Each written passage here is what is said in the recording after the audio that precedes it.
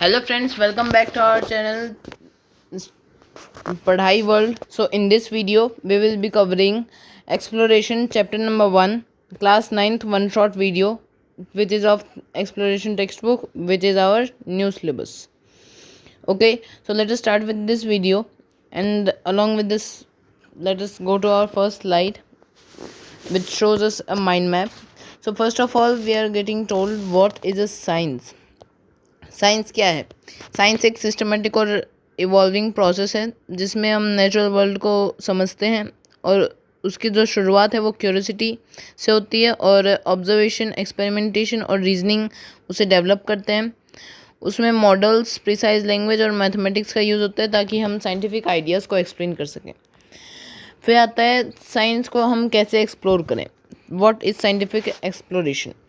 It's a systematic and purposeful way of studying the natural world, involving observation of phenomena, asking questions, experiments, drawing conclusions based on reasoning, and is guided by logic and evidences.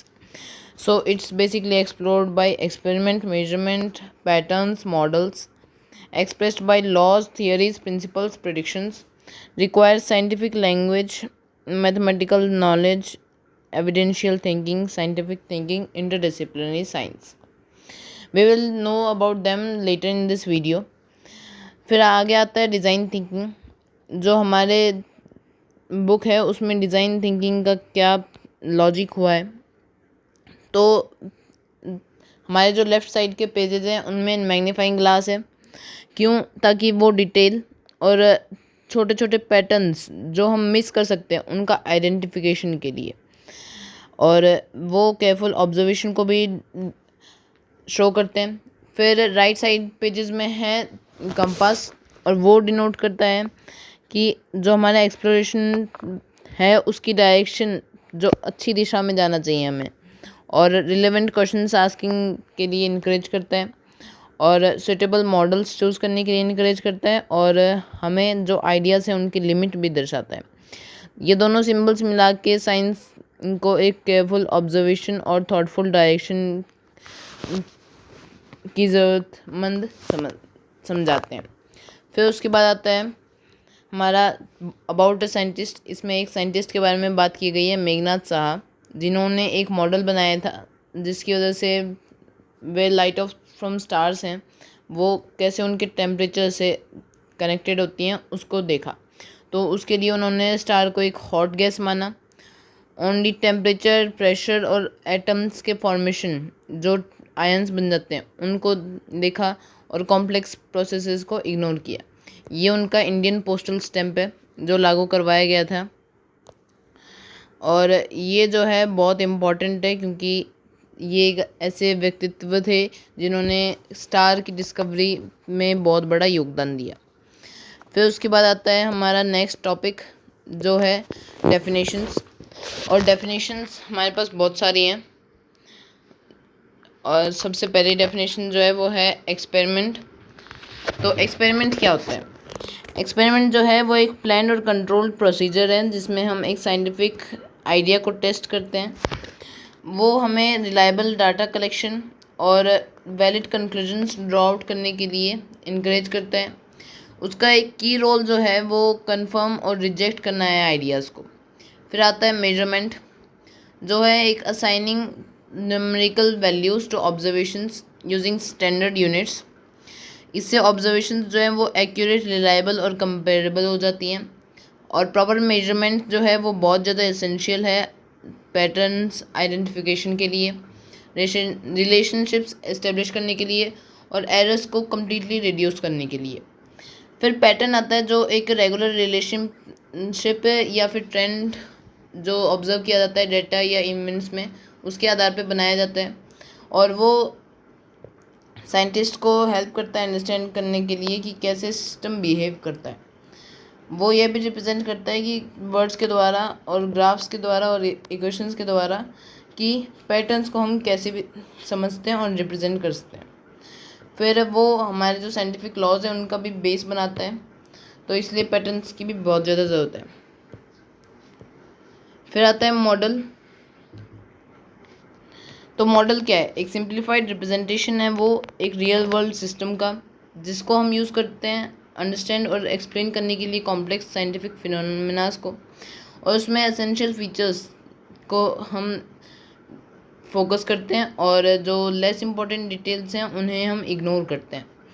जैसे कि एक car है और वो move कर रही है, तो वो एक पॉइंट है फिजिक्स का। एटम्स जो हैं स्फेयर्स के, वो केमिस्ट्री का पॉइंट है। सेल्स जो हैं वो डायग्राम्स का पॉइंट है बायोलॉजी का। अर्थ को हम एक स्मूथ स्फेयर दिखाते हैं जो लेयर्स में डिवाइड किया जाता है अर्थ साइंस में। मतलब मॉडल्स में हमें इम्पॉर्टेंट जो हमें चीज़ें मेन दर्शानी है वहीं हम मद्देनज़र रखते हुए वे प्रोटोटाइप बनाते हैं और उसके बाद उसे हम मॉडल बनाते हैं। तो सबसे पहले उसको बनाते वक्त हमें एजम्पशंस भी करने पड़ते हैं और कट एंड डिटेल्स को इग्नोर करना पड़ता है। तो ये कट एंड डिटेल्स को इग्नोर करने के एग्जांपल्स हैं, जैसे कि ये अगर कोई ऑब्जेक्ट गिर रहा है तो उसमें एयर रेजिस्टेंस को हम इग्नोर करते हैं ताकि हम ग्रेविटी का इफेक्ट जान पाएँ। अगर हमें हार्ट का फंक्शन देखना है तो इंडिविजुअल सेल्स जो हैं वो उसमें काम कर रहे हैं, उन्हें हम इग्नोर करके ओनली ऑर्गन को एक वोल सिस्टम के रूप में देख सकते हैं। ये जो सिंप्लीफिकेशंस हैं वो इंटेंशनल हैं, मतलब वो जानबूझ के की गई हैं। और क्यों की गई हैं? ताकि वो हमें बेटर अंडरस्टैंडिंग में हेल्प कर सकें और हम कोर आइडिया को लूज़ ना करें। फिर आता है हमारा नेक्स्ट टॉपिक जो डेफिनेशंस का ही है, और डेफिनेशंस है हमारे पास। फिर है हमारा साइंटिफिक लैंग्वेज, जो एक प्रिसाइज और स्टैंडर्ड वे है ताकि हम आइडियाज़ को कम्युनिकेट कर सकें। उसमें स्पेसिफिक टर्म्स, सिंबल्स और यूनिट्स को यूज़ किया जाता है ताकि कन्फ्यूजन और क्लैरिटी को हम मद्देनज़र रख सकें। फिर उसके बाद है साइंटिफिक टर्म्स जो कम्युनिकेशन को एक्यूरेट और यूनिवर्सली अंडरस्टैंडेबल, मतलब उसमें कोई भी कन्फ्यूजन ना हो। अगर एक अमेरिका का पर्सन इंडिया के पर्सन से बात कर रहा है और वो दोनों अलग अलग यूनिट यूज़ कर रहे हैं तो उन दोनों में कन्फ्यूजन हो जाएगा। उसको ब्लॉक करने के लिए हम एक यूनिवर्सल यूनिट यूज़ करते हैं। फिर उसके बाद आता है सिंबल्स। ये शॉर्ट रिप्रेजेंटेटिव्स होते हैं, और जैसे कि M for mass, V for velocity, F for force, I for electric current. ये साइंटिफिक एक्सप्रेशंस को सिंपल, क्लियर और यूनिवर्सली कंसिस्टेंट वर्ल्ड वाइड बना देते हैं। फिर स्टैंडर्ड यूनिट्स, जैसे कि मैंने आपको बताया कि अगर इंडिया का पर्सन अमेरिका के पर्सन से बात कर रहा है तो उसे यूनिट्स का यूज़ करना पड़ेगा। अगर हम अलग अलग वैल्यू रख दें यूनिट्स की तो बहुत ज़्यादा कन्फ्यूजन हो सकता है।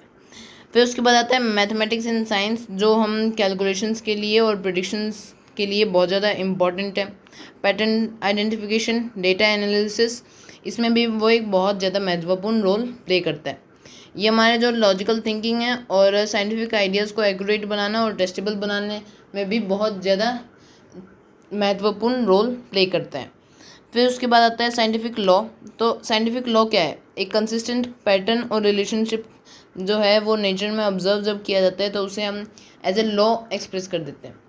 जैसे कि law of conservation of mass है, जो एंटोनी लेवोइजियर ने डिस्कवर किया था, जिन्हें फादर ऑफ मॉडर्न केमिस्ट्री कहते हैं। तो उन्होंने क्या किया, साइंटिफिक लॉ है एक कि अगर आप कोई भी दो चीज़ें को रिएक्ट करें, मतलब टू रिएक्टेंट्स का जो वेट होगा वो उनके रिएक्शन का वेट के बराबर होगा। फिर उसके बाद आता है हमारा नेक्स्ट स्लाइड, जिसमें जो लास्ट स्लाइड है हमारे डेफिनेशंस का। तो इस स्लाइड में सेकंड लास्ट स्लाइड है ये। साइंटिफिक थियरी, प्रिंसिपल, प्रेडिक्शंस और एविडेंस के बारे में हम बात करेंगे। जिसमें साइंटिफिक थियरी, जैसे हम कोई भी थियरी दे रहे हैं जो वेल टेस्टेड हो, मतलब हम ये नहीं कहते कि पक्का उसके पीछे का रीज़न यही होगा, पर वाइडली वो एक्सेप्टेड होता है और टेस्टेड भी होता है। यह एक गैसवर्क नहीं है, लेकिन जो पैटर्न्स अगर होते हैं, जो साइंटिफिक अंडरस्टैंडिंग्स होती हैं, उनको सपोर्ट करने के लिए एक अच्छा ज़रिया है। फिर प्रिंसिपल जो है वो एक साइंटिफिक जनरल आइडिया है जिसे हम डिफरेंट सिचुएशंस में अप्लाई कर सकते हैं और उसे यूज़ कर सकते हैं एक्सप्लेन या आउटकम्स को प्रेडिक्ट करने के लिए। और ये जो है हमें आइडियाज़ टेस्टिंग के लिए हेल्प करते हैं, प्रेडिक्शंस। और प्रिंसिपल जो है हमारा साइंटिफिक नॉलेज इस्टेब्लिशमेंट में भी हेल्प करता है और प्रैक्टिकल प्रॉब्लम्स में भी बहुत ज़्यादा मददगार होता है। फिर उसके बाद आता है हमारा सेकंड लास्ट इस स्लाइड का प्रेडिक्शन, जो है फॉरकास्टिंग फ्यूचर आउटकम्स, जिसमें हम फ्यूचर आउटकम्स को साइंटिफिक नॉलेज, लॉज, थियरीज और मॉडल्स के रूप में प्रोसेस करते हैं। मतलब आगे क्या होगा उसे हम प्रेडिक्ट करते हैं, और ये एविडेंस और लॉजिकल रीजनिंग पर डिपेंड करता है। इसमें कोई भी गेसवर्क अलाउड नहीं होता है, और ये साइंटिफिक आइडियाज़ और अंडरस्टैंडिंग को इम्प्रूव करने में हेल्प करते हैं, और एक्चुअल रिजल्ट्स जो हैं उनसे कंपेयर करने में भी बहुत ज़्यादा हेल्प करते हैं। जैसे कि अगर हम वेदर फोरकास्ट देखें कुछ दिन 5-6 दिन बाद का, तो वह गलत हो सकता है, क्योंकि वेदर जो है वो रोज़ रोज़ चेंज होता है। हम उसमें एक कंसिस्टेंट पैटर्न नहीं होता है, और एक कंसिस्टेंट अगर पैटर्न होता है, मतलब एक 20 साल तक जो एवरेज वेदर रहा है उसे हम उसका क्लाइमेट कहते हैं। फिर उसके बाद आता है एविडेंस, जो रेफर करता है डेटा और इन्फॉर्मेशन जो ऑब्जर्वेशन और एक्सपेरिमेंटेशन से कलेक्ट किया जाता है, और वो साइंटिफिक आइडियाज़ को सपोर्ट या कॉन्ट्राडिक्ट करता है। कॉन्ट्राडिक्ट मतलब उसे गलत प्रूव करने का कोशिश करता है। फिर उसके बाद रिलायबल एविडेंस जो है वो इसेंशियल होता है कंक्लूजन्स को ड्रॉ आउट करने के लिए, और साइंस जो है वो फैक्ट्स पे डिपेंड करता है बिलीव्स और अजम्पशंस की बजाय। फिर आता है हमारी नेक्स्ट स्लाइड, जो ये लास्ट स्लाइड है डेफिनेशंस की। तो इसमें हमें बताया जा रहा है कि मिथ और साइंटिफिक फैक्ट का क्या डिफरेंस है। जैसे कि एक मिथ है कि सोलर एक्लिप्स जो सूर्य ग्रहण है उसके दौरान हमें खाना नहीं खाना चाहिए, क्योंकि उस टाइम पे वो खाना गंदा हो जाता है। तो ये कैसे होता है, हम साइंस की मदद से समझें। एक्चुअली ये होता नहीं है, ये गलत मानसिकता है लोगों की। तो इसलिए जो सोलर एक्लिप्स होता है, तो 1 मिनट, सोलर एक्लिप्स होता है तो उस टाइम पे जो सन है वो मून के पीछे हो जाता है। मतलब मून जो है वो सन की लाइट को ब्लॉक कर देता है, तो इसकी वजह से लोग मानते हैं कि वो प्रदूषित हो जाता है, जो एक कम्प्लीटली मिथ है।